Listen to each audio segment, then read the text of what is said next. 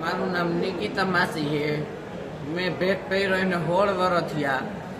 મેં મીરા અને મિહિર આના ત્રાસથી મેં દવા પીધી છે અને અત્યારે મને સારું થઈ જાય ને તો હું અહીંથી આગળ જતા મારું જીવન ટૂંકાવી દઈશ. આ બેયનો ખૂબ એટલે ખૂબ ત્રાસ છે.